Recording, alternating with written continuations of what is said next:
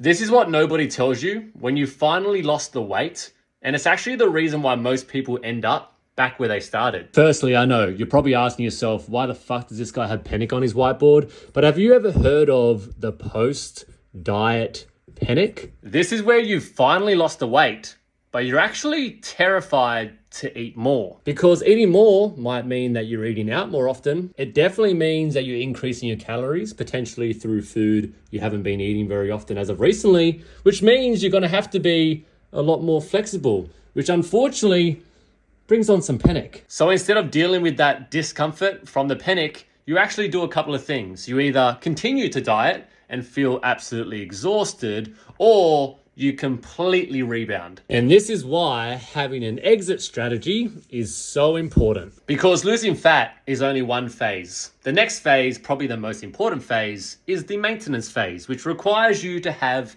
more food.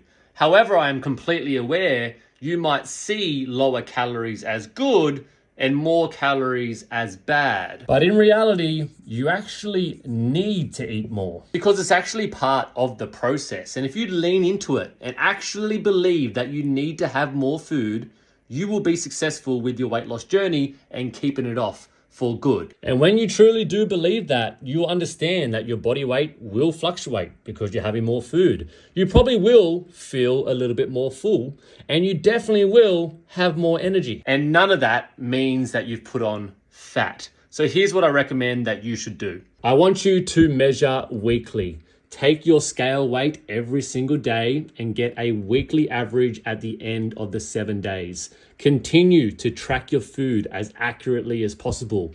Increase your calories. I recommend somewhere between 200 to 500 calories per week until you find your true maintenance. And then stay consistent. Understand how many steps you're doing on a day-to-day basis as an average, and understand how many training sessions that you are doing. And then from there, be patient. Track all of those metrics and understand that your scale weight will fluctuate. It will go up and down. Try your best to stay as level-headed as possible and try to withdraw yourself away from any emotions that you might be feeling about the numbers on the scale. Because remember, the goal after a diet is not to stay in the diet and stay as restricted as possible.